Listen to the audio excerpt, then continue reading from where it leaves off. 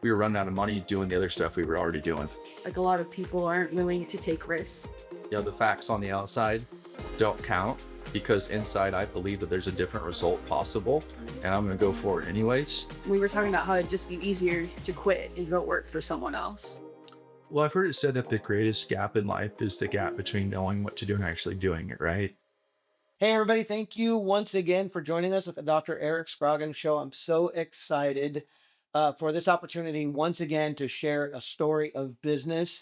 Today, we have the amazing Garrett and Megan from Around Town Junk Removal. It is a wonderful small business.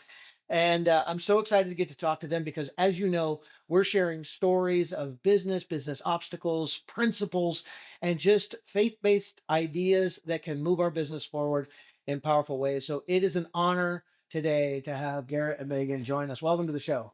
Thank you. Yeah. We're excited. Don't be nervous. It's going to be fine. So let's talk a little bit about your business. Let everybody know all around, Around Town Jump Removal. Let me get the name right because that's key. That's shameless self-promotion there. Around Town Junk Removal. How long have you guys been doing this and like why? Yeah, so this business we started August 5 years ago. Okay. So we're coming up on the 5 year mark. And the main reason why was we were running out of money doing the other stuff we were already doing. So we had to find a new business. And we can get into the backstory of that. But it's not the first business we've started. Okay. So we moved from Seattle during COVID. Our business there basically was decimated by COVID, not being able to be in groups. In-person stuff was really difficult. So coming to Arizona, like, okay, what business we want to start? I knew someone in tree care. I was in a pool party with these guys. They're like, hey guys, what kind of business should I start? He's like, dude, start a home service business. Yeah. We had somebody as a friend in junk removal in Scottsdale. He said, start junk removal. And so we gradually gave it more interest and eventually pursued it. Great. Great. And Megan, you're a part of the business. How? I do our social media or marketing. In the beginning, I was writing our numbers out on paper, Okay. like a fake bookkeeper. Yeah, just very much involved from the very beginning. Okay. And you guys have been, so you've had business before. So you've been entrepreneurial kind of in your life, working for yourself. Where did that seed get planted that the entrepreneurial spirit or that way of living life was the right way for you? For me, like my mom was self-employed, so I watched her create her own schedule and um so I think from an early age that got planted in my brain. But I think also it's like a God thing. Like we just get it and It clicked. it clicked. Yeah. Nice. Yeah. For me, my dad started a company in our living room, like took over half the house when I was 8 years old. And seriously, he was a commission only sales rep in his day job, started a pretty successful company in our living room. Over the next 18 months, he quit his day job and went full time. He's still running that business today, 27 years later. Wow. So a lot of us kids worked for him. So it was kind of, and then like we would have summer businesses painting curbs with addresses on them. Like they were profitable businesses. My dad helped my brothers and I start. So from an early age, business ownership in my family was the norm. And then when we were young adults, we got married right out of high school. Wow. 19 years old and broke. Yeah. And so we had the mindset we're going to do something now that provides for now, but we're going to be planting seeds for the future, doing something else. That was like a general fundamental in our mindset. And then we had people come into our lives that would offer us opportunities or open doors, and we pursued things, and some worked out, some didn't. Yeah. Yeah. What do you think are maybe some of the top mindsets that you need to be entrepreneurial versus working for someone? Like I know there's a difference between being an employee and the guy or the girl that is at the helm of this, for sure, right? What do you think those mindsets are that need to be different? I think you have to be willing to do things afraid. Like a lot of people aren't willing to take risks. They just want to be comfortable. Yeah. That's the biggest thing when it comes to my mind.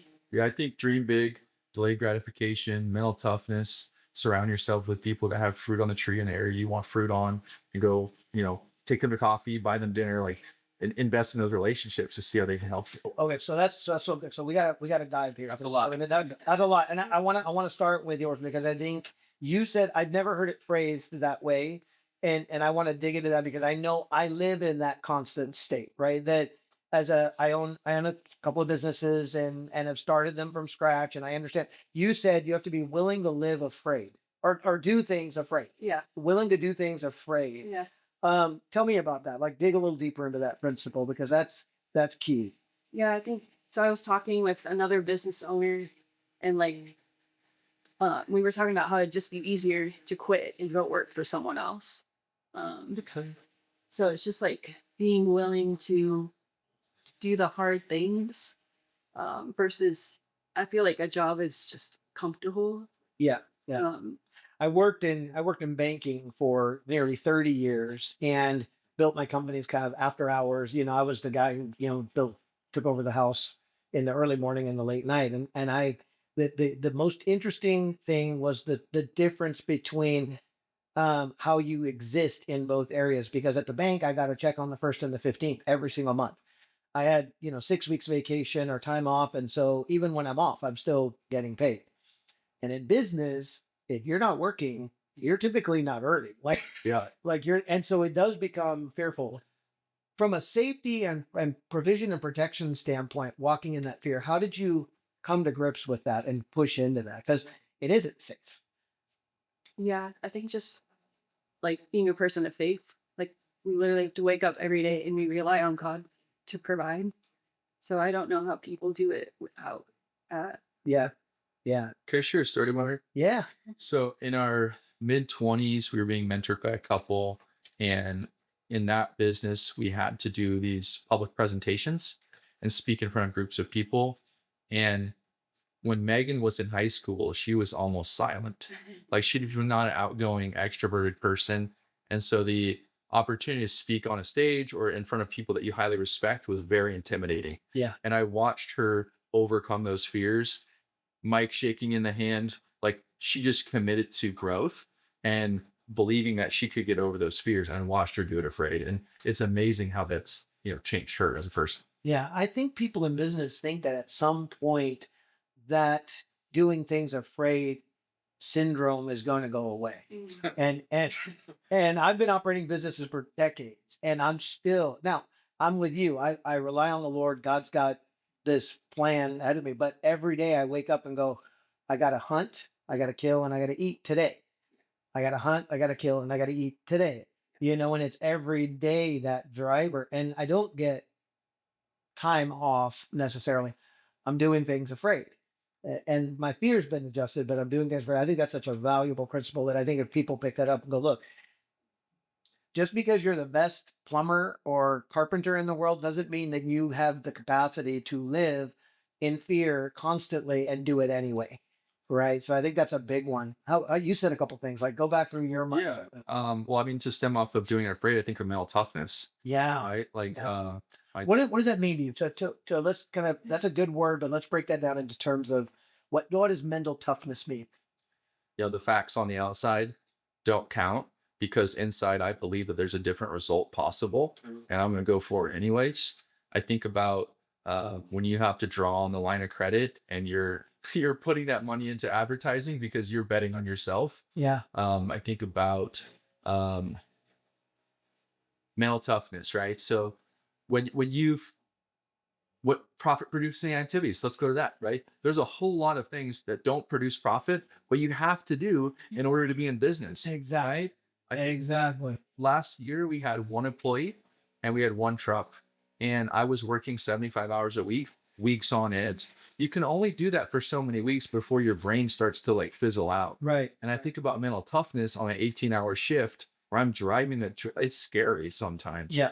Like my kids are asleep, I'm getting home at 10 p.m., but my wife has edified me to my children. I'm going to be mentally tough, knowing that I'm going to get through this. This is for me for now, but not forever. Yeah. It's that treats to mental toughness. Yeah. Yeah. 100%. I think it's also mental toughness has to do with the discipline of locking into a mindset and not letting mission drift happen. Where you start to, I think, well, maybe I should have, and maybe and what about, and all of those mind monsters that take place. And to me, I know I have to literally sit with myself and go back to core and go, I am on a journey and that journey leads here. And it doesn't involve going left one day and right the next, because I think that's what happens to a lot of entrepreneurs and young business owners. They're so busy trying to find a way, they forget the way, That's good. right? Yeah, I heard somebody say that indecision, fear, and doubt go together. Usually, if you have one, you're going to have the others. Yeah. I mean, you can start to doubt, is this avenue really producing results? Or maybe I need to aim fire, aim fire, aim fire, right? Yeah. I can remember in the beginning of our junk removal company, my schedule was limited because I was part time for the first 13 months. So I was trying to schedule 5 jobs a week. And my father in law challenged me. He's like, well, why don't you schedule 10 jobs a week? Like, keep setting bigger goals. And in our mid 20s, we surround ourselves with some people that were like very affluent.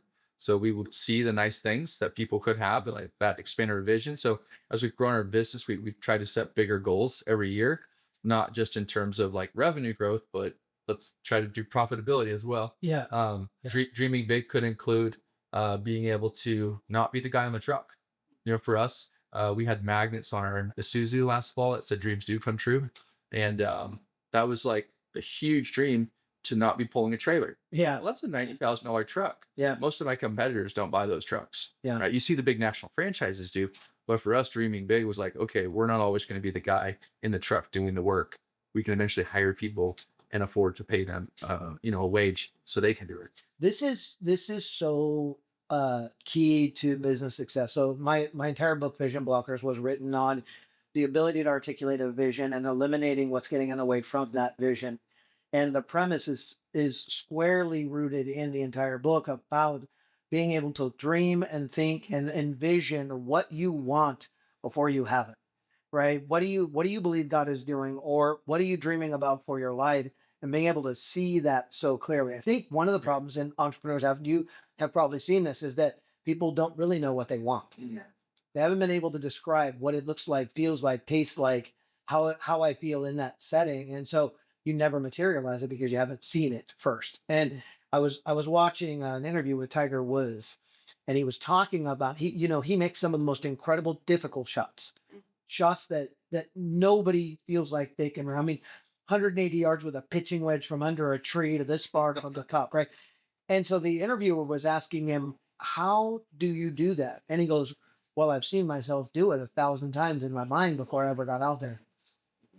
And I thought that power of being able to see what's not there as if it is there, and then make it happen Yeah. is powerful. My dad talked about shooting free throws, like visualizing the ball going into the hoop versus actually like practicing Yeah. going into the hoop. Like visualizing it is very powerful. 100%. Yeah, for us, I mean, we talk about some of the things that we visualize coming true. Well, the truck, having 2 employees, uh, Starting the dumpster business. studying dumpsters, just got licensed for demolition. Wow. Some of these may seem small to people that are not in the trenches doing the work we're doing, but to us, these are like pretty significant obstacles to overcome. Yeah. Yeah, you're spinning a lot of plates. There's a lot of non-profit producing activities Yeah. in order to get an SBA loan so that you can finance starting another company. Right. Like there's a lot of legwork that goes into that. So that's a dream come true that none of our peers that we know have done. And we set the goal. We're going to start a dumpster company. We're going to get an SBA loan. We're going to find it. We're going to do this. Yeah. It was scary. We did it afraid. Yeah, yeah, that's awesome. Talk a little bit more, because I think this is key. I think there's a misnomer when you own the business, like you have a job, and you just said a second ago, you're spinning a lot of plates. Like, what does that look like for a small business owner spinning all the plates? Well, you're doing everything until you can delegate it to other people. So like bookkeeping in the beginning, we were trying to figure that out. Social media, um, actually being in the truck. It's like the work didn't stop when we turned the truck off. Yeah, yeah, And even now, it's like it doesn't stop when we stop running the truck. right. We're, we were doing payroll yesterday. So just all of the like tasks that are annoying. Yeah, yeah. Yeah. But so vital Yeah. to a business's success. Bookkeeping, Yes. payroll, hiring, sales, actually hauling the junk, Yes. negotiating the vendor contracts for where you're going to dump the junk. Yeah. How you're going to get a dumpster business up, doing social media, I mean, the list goes on and on and on. And I think a lot of young entrepreneurs think, oh, I'm just going to start a business and it'll be so easy. I'm just going to do my little thing. And it's like, there's a lot of things on the outside that are, what did you call them? Non-profit producing items that you have to complete. Like for example, somebody starts using your logo. Well, now you're on the phone with the trademark attorney. Yeah. Now you spend like $2,400 to get paperwork done legally. It takes a year of process. Yeah. That didn't make any money. That was just like sunk cost. Exactly. Or your radiator goes out at 2 p.m., but you need to work tomorrow morning. Yep. So now you have hot antifreeze on you because the mechanics are booked out a week. So you're going to do the first time doing a radiator. Yeah. That was me on Wednesday. Never done a radiator until this week. I didn't plan on doing that. Most employees would say that's not in my job description. As the owner, it doesn't matter. Do you want to get to work tomorrow or not? Yeah. All the jobs are in your description. Like all of them. At the end of the day, in the military when they trained us, I was a clerk in a motor pool, but we went through infantry training. And what they told me is everybody who's in the army, from the lowest ranking soldier to the highest ranking soldier, is infantry. Wow. You need to know this. Yeah, everybody at any moment could be called on to fire a weapon, run into an enemy's camp, take territory, take a hill, lead and command. So you always, and I think the same is true with business ownership. I am everything in my business. I can delegate it, but at the end of the day, I'm still everything in my business. So, okay, let's jump into the junk removal niche that you picked. Talk to me about, okay, so you were at this pool party. Somebody said start a junk removal business. So It's like, I'm sure you didn't wake up one day and go, I want to haul garbage. we never need to hurry that. So we moved to Arizona in May of 2021. Okay. Right? Didn't know what junk removal was, with the exception of a friend in Scottsdale who was starting to post YouTube videos about it, but never had paid much attention to the waste industry. I worked in other things, and we had no idea what junk removal was. Okay. And pool party, friends said start a home service business. Yeah. Do something in home service. Home service businesses are received pretty well in Arizona compared to where we were living previously, Yeah. especially small family owned local businesses. They seem to do well here. So my thought was I'm going to use our Chevy Tahoe and pull a trailer. And my father-in-law said, let's get you a truck. So we got a pretty junky old pickup truck. Yeah. And I put wooden walls on the bed Nice. to make it taller so we could put more trash in there. And I drove that truck nights and weekends, early morning. If they would let me pick up before 7 a.m., I could go squeeze a job in before my day job. And then within about 6 months, we it's a little bit of a crazy story, but equity went up so fast in 21 that we saw an opportunity to pull money out to invest into our company Great. or to go buy another house. It seemed more responsible to bet on our company than to go buy another home. So that's what we did. Bought a trailer. My next door neighbor, he's 84. His wife said, you need to sell your truck. You're too old to drive that big Ford pickup. And I said, hey, if you ever sell that, I'd like to be first in line. He sold it to us at the price the dealer offered him. That's a God story because you can't buy that truck for that price really anywhere. That low mileage. We still drive that truck today. That summer, we bought a dump trailer. We had a bigger truck. We could pull a bigger trailer. And by the fall of that next year, so 13 months in, we were able to quit my day job and go full time with it. We invoiced five times more in revenue than it brought home in my day job. That's awesome. So it's like, okay, numbers don't make sense. It's awesome until you hear what happened next.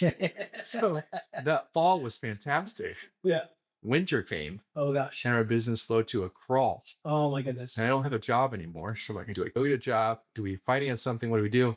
We start quizzing people around us. So I mentioned earlier having a sphere of people Yes. around you So who are powerful. like capable to give qualified advice. Yeah. So I started quizzing those types of people. What would you do? The best advice we got was go find some 0% interest cars that you get a high limit on because of your job history and they're deferred for like 18 months. So that held us through the winter. That was so difficult to repay. Oh, Those credit cards were so difficult. I bet they were. Yeah. But we did. We Yeah. never got charged interest. By God. That is awesome. Yeah. Congratulations on stretching discipline. But like mental toughness, Yeah. that was tough. Yeah. That winter was tough. We were doubting ourselves. What did we do? We never quit jobs to go full time in the business before. In the past, our businesses were always part time. Yeah. And so this was pretty intimidating. And nobody else was there to pay our bills. So we had to make it work and get out and sell, do it afraid. So from there, we just continued to put the foot on the gas and be aggressive with guerrilla marketing, Yeah. whether that's yard signs or that's posting in social media groups. We also pursued coaching. We found somebody in the industry that was willing to take us on and be accepted in their coaching program. That was highly beneficial, Yeah. changed the trajectory of our business. Yeah. Yeah. So That's so good. I love spend a little more time on that. What kind of things did the coaching bring to you? Did it challenge your thinking? Did it hold you accountable? Like what did you allow that process to do? that's a great question. So I would say it did all of those things. It definitely challenged our thinking. If it encouraged us to dream bigger, that we could scale this business. It was a good business model, but we were going about some things incorrectly that we needed to change to produce different results. I would say that was pretty effective. Like social media advertising Yeah. was probably the biggest thing we were doing wrong. Do you want us to be? Finding too, like this was a couple that was further along than us. Oh. They had the business that we were striving for. So we were like, okay, we need to go learn what they're doing. And they had a lot of organic reach. They weren't paying for ads. Oh yeah. And we had spent a lot of money with Google ads before that, Yeah. like exhausted our expenses. Yeah. Yeah, we exhausted our Your reserves. our Yeah. research. Yeah. So that intrigued us that they had this successful business organically. So we were willing to listen to whatever they had to say about Yeah. marketing Yeah. specifically. How much of what they told you did you apply? All of it. Oh, see, that's so good. I asked that question. I knew the answer, right? Because Yeah. you are where you are. Well, one of the things that people are so resistant to is this whole idea of mentorship and then application of the mentoring, right? And I run a coaching business, and so I fire a lot of clients that I can tell they're not applying what I'm telling them because I don't need a new student just to have a new student. Yep. Like I'm helping you go somewhere, and if you're not going to apply what I'm telling you, why are we doing it? Exactly. Yeah, there was. I'm charging you to be your friend. I don't feel like that's a good use of your money. Like so, but the application is the key. That's the key. Yeah. What was it about that relationship or that engagement that said we're going to do whatever they tell us to do? Like I know that for entrepreneurs are control freaks, so that there's no secret to that. Yeah. So what did you guys do or say to each other that said when we hire these people, we're doing everything they tell us to do? Like how did that conversation go? Well, I've heard it said that the greatest gap in life is the gap between knowing what to do and actually doing it, right? So stem off what you're talking about. Application is everything. You Right. get a great book and not apply anything, get no results from that book. Correct. So when we took that course also cost us like $1,000, which may seem pretty inexpensive to a lot of people. To us at the time, that was a lot of money, Right. especially when we had come out of a slow winter. Sure. Right? We were already burning reserves. Yeah, yeah. And I love that. I'm gonna pause you there. Keep your story, but I want to point that out because I think these are key lessons, right? You were at a low point in your cash flow, in your revenue, coming off of a slow winter, financing your ability to carry through, and you made a decision to invest in yourself. Yeah. Like personal development became the separator between staying where you were and getting where you wanted to go. So I just want to, I don't want that to go past without highlighting that. That's amazing. Yeah, it's interesting that you highlight that. So something I'll add on to it is that we've seen a lot of our competitors not make the decisions to reinvest, whether it's the personal coaching, Yeah. in-person industry events. Anytime there's an in-person industry event somewhere here on the West Coast or Southwest, we pursue it. We want to be in the room. Yeah. We want to rub shoulders with these people and see how we can learn from them. Equipment's super expensive to reinvest into, but that coaching program made all the difference for us. It took us to the next phase of our business in terms of growth. Awesome. The social media marketing and the things that we learned in branding. Like here's an example. We have 2 employees that work with us now. We're trying to coach them on what we learned in that class. So they take good quality photos of each other while they're on jobs. So we can use Yeah. marketing Yeah. purposes. Yeah. Well, you need to be facing the camera Yeah. or you smile, right? This needs to highlight your strengths. Yes, exactly. Right? It should look nice. Maybe have a logo on a truck in the background, or Right. you doing lifting an item or something. So like branding, that was something we really learned a lot about in that class. Yeah. That There's is like people don't want to see pictures of junk. Like they want to Correct. see who's Correct. to my house. correct. And Yeah. a lot of our competitors just take pictures of the Tell junk. the junk. Yeah. They're uncomfortable being on camera. I was watching this story. I've been quoting this because it really impressed me. So these two young 22-year-old kids partnered up and bought a pressure washing business. Did you see this? I don't see it. It was a TikTok video. They partnered up and they bought this pressure washing business for like 5 grand. This guy who owned it couldn't make it work. And he basically bought the truck, the trailer, and the equipment for that 5,000, these two guys. So they just started making social media videos that really had nothing to do with the quality of their pressure washing. they were doing stupid stuff like taking tin cans and each of them had a pressure washing wand and they were shooting them to see who could make the one go the furthest, right? And all of their videos are these crazy, stupid, not stupid. I don't mean stupid that way, but like Silly video. silly videos of things that have nothing to do with the quality.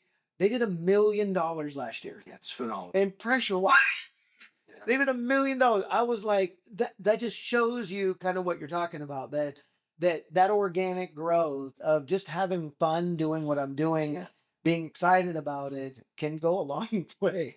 And Google Ads can struggle and comparatively.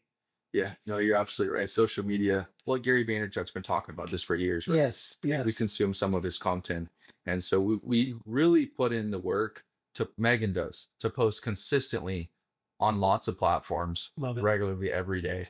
The local community groups are a big opportunity for people that are business to consumer, right? If you're a local home service business, that's a great opportunity. I love it. Love it.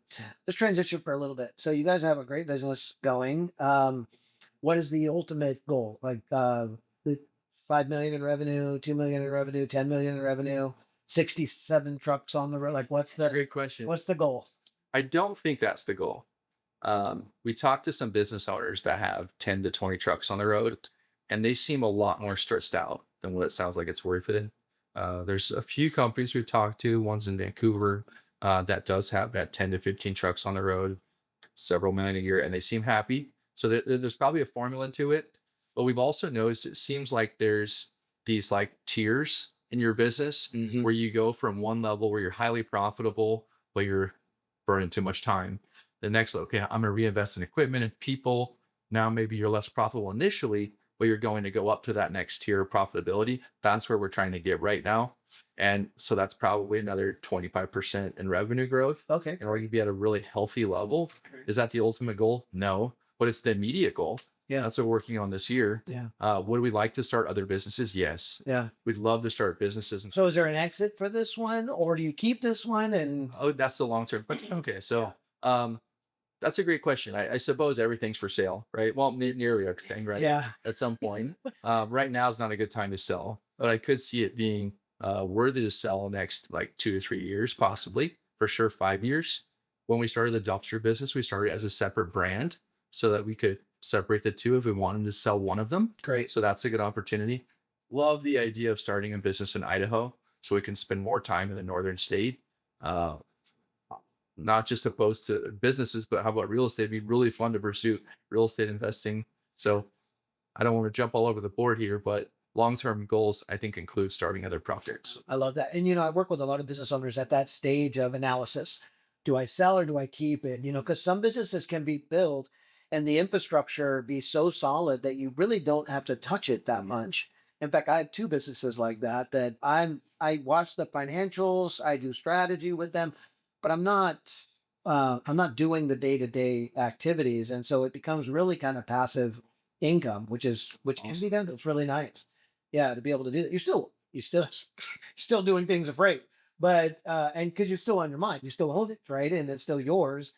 But it can be really an interesting pathway for a business to just continue, especially in the home services arena, because that is almost recession proof. It's not going away. No. Unfortunately, when there is a recession, there's more foreclosures. Yeah. There's more evictions. Correct. Unfortunately, but someone's got to clean up that stuff. Yeah. Yeah. 100%. Okay. Let's talk about challenges for the business. Like, you've been through a little bit of a journey now for 5 years. Yeah. What do you find as the biggest challenges that you're facing today? What are the things that are like right in front of you? You go, oh, how do we overcome this? I think right now is having employees, Okay. like learning, Having them or it's learning how to manage them how to manage it? and Okay. like the problems they create for us to solve. I think that's like our biggest stress right now. Well, it's difficult because it's a double-edged sword, right? Because you got to have businesses to grow, and you got to have business. You got to have you got to have employees to grow, Yes. but you got to have employees. Like it's a very difficult balance that you have to strike. Yeah, in a lot of ways, they are a dream come true because they allow us to be other places. Yeah. Right? Get more done in a day. But on the same token, there's a lot that you have to put into place to be a healthy work environment, to somewhere that's safe, somewhere that they can grow and mature. Some of the things that we're recognizing is that our employees have limitations. They're not always going to grow to the level that we think they're capable of, Sure. or it may take a lot longer, or there may be significant costs associated with their growth, and we may or may not be able to tolerate that journey Yeah. with them. So we're trying to walk through that with the employees right now. On the flip side, my answer was going to be lead generation. I feel like our growth path has put us on a point where our expenses have gone up to a point where our revenue hasn't caught up. So we've reinvested in employees and equipment and marketing and stuff, but the volume of customers haven't acknowledged that next tier yet. So that's the problem I've been trying to solve. Yes, that's a big challenge because sales have to be there in order to support all the infrastructure down below, in order to keep it up. So Yeah. lead generation, employees, any other big challenges that you see? I think just managing stress levels, specifically for Talked that before these Yeah, yeah. choose joy, right? Choose Yeah, joy. yeah. Like, it doesn't, the facts on the outside don't always add up to how you feel on the inside, Yeah. right? Yeah. Somebody looks at your business, they go, oh, you must be doing great. So they see their wash truck, they see the good branding, but they don't know that you have more tax debt than your 10 closest friends, Yeah. right? Like they don't understand the amount of loans and stuff that you're regularly making payments on. Um, our risk tolerance might be higher than most of our friends. Yeah. So maybe we need other friends to get around that can help normalize what we're going through. Yeah. I would say that's kind of been a cheat code for us over the years is finding people that have done it and say, oh, it's not, well, why would you be concerned about taking $250,000 loan for that equipment? Yeah. Versus your mom might say, What are you doing? Like, are you out of your mind? Yes, exactly. Exactly. I've heard it said, and I say it quite a bit myself. If I'm the smartest guy in the room, I'm in the wrong room. Yep. Right. I don't want to be that guy. I want to be the small fish. Doesn't big. get your tech. I always want to be striving for those mentorships that are beyond me. People who have walked the walk and done it, who can say, Eric, just hang on. Like, just hang on, just keep going. In all areas of life, like Every business is area. one, Yeah. we think about raising kids a lot. We have teenagers now. Yeah, yeah, yeah. Think about marriage. That's a big one. Like, does this person have fruit on the tree in the area that I want fruit? Yeah, 100%. How do you think your marriage has done through this entrepreneurship? Do you guys feel closer? Yeah, that's right. The gauge is over here. Like to let her to go first to hear what she has to think. Yeah, yeah. I think as a wife, you really have to put down that like victim mentality in the sense of like he's putting in way more hours outside of like a traditional job, so he's not as available maybe for the kids or like the household activities. So just really like guarding your mind of like not becoming selfish and then like attacking him for it. Like uh, just remembering to be more like grateful, speaking him up, speaking good things about him to our children. That's fantastic. He's not present as much, and then also remembering that it's temporary. Yeah. What we're building is going to allow him to have that freedom, Yes. more time. Yeah. Did you put a time frame on that? No, I don't think we've ever the time frame on. Well, no, not we, you. But no. Uh-huh. And we also had like people come alongside of us in Yeah. our early 20s Yeah. that really mentored us in that mindset. Yeah. Because I don't think I would have like learned it on my own. Yeah. Well, and I think as men, and this is kind of more relational than business, but I think it Yeah. applies to us as business owners that, like, I'm a very, very busy person in my life. I've been that way since I was a kid. I'm always conquering, always taking territory, and Sandra and I were having this conversation. We do quite a bit of marriage count coaching in our business, in our life. And she made this statement. She goes, Eric spends so much time making it intentional that I'm important when we're together that I don't complain about it when he's Yeah. not, right? And so when I am there, I'm focused. I'm not like even lately a new practice that I've started. My phone can get out of control. Yeah. Several businesses, all the contacts. It's amazing, great. But I started when we go out to dinner. I leave the phone either in the car or Yeah, smart. and I don't even want it a temptation of distraction. I want her to be my 100% focus. I think those little things can make all the difference in the world with making that relationship so powerful in the midst of a business. For sure. Yeah. Our communication has had to come up, not just about work. Sometimes Megan will remind me to talk about other topics, right? My mind is so focused on production at work that I have to remember to be present when I'm at church or I'm at my kid's little league game or I'm visiting with my son's friend in the garage as they're tuning up their mini bikes. Like I need to be present in that moment.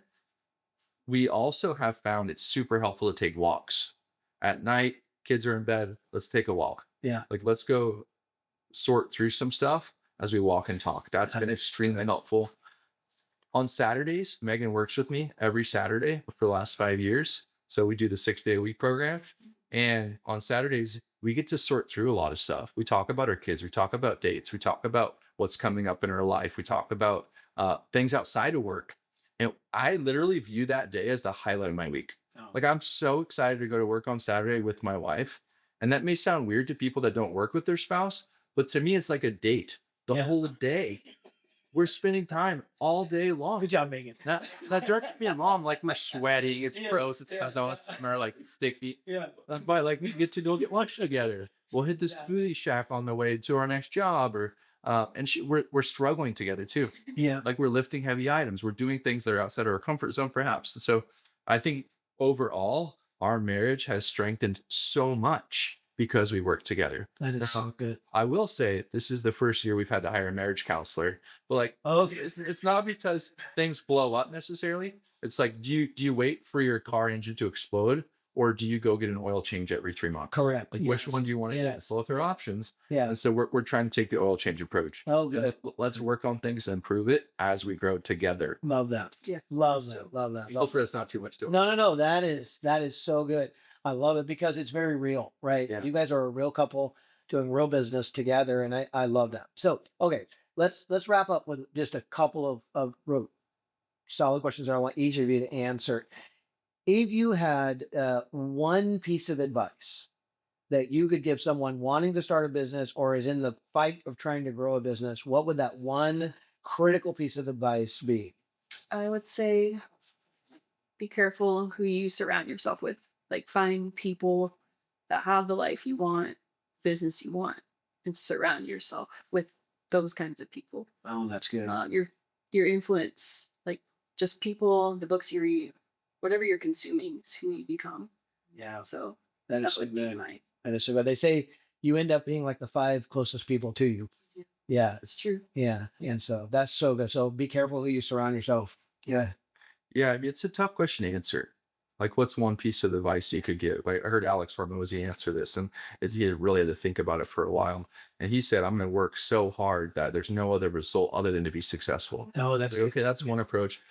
I was actually thinking what you had to say is the power of association, yeah. because who you hang around, they're going to be able to answer and influence decisions you're making all along your journey. Yeah. I mean, if you have a great marriage and I spend time with you, that's going to rub off on me. So who you hang around is extremely important. There's a reason why I met with a business owner this morning who's doing about 10 times the revenue we are because I want to pick his brain. I want to understand what he's doing, what's working, what's not working. Yeah. I can bounce ideas off of him. It's hard to narrow one piece of advice. So I would say get a good group of people around you that are qualified to give input in the areas that you want. Yeah. Yeah. That's so good. The Lord challenged me a few years ago. That's just in line with what you're saying. I tend to be the top of the mountain. And so I'm running and pouring into people around me. And the Lord challenged me a few years ago and says, build a board of directors that you're responsible to. Nice. Get a group of people that aren't afraid to tell you no. Right? Because that's a challenge with that group of people is that, oh yeah, you're doing a great job. Oh, keep going. Right. No, I want somebody to tell me that's a stupid decision. I tried that and it doesn't work. Go a different direction.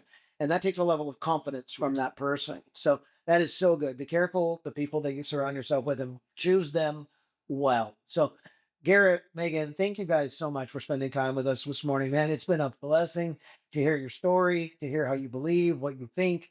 I am so excited for your business and the future that you have. I think it's going to be amazing. Thank you, Aaron. You're very welcome. We're excited. Blessings, guys. Thank you so much for spending this time with us, listening to Garrett and Megan's story on Around Town Junk Removal. This is a home services business that was literally launched out of advice from a pool party friend that was talking to them. Entrepreneurs at heart, but you too can have the life that you dream about by focusing on owning something that you're growing instead of working for somebody else. Make the decision, take the risk, and do the hard things, and it's going to bless your life, I promise. Talk to you soon.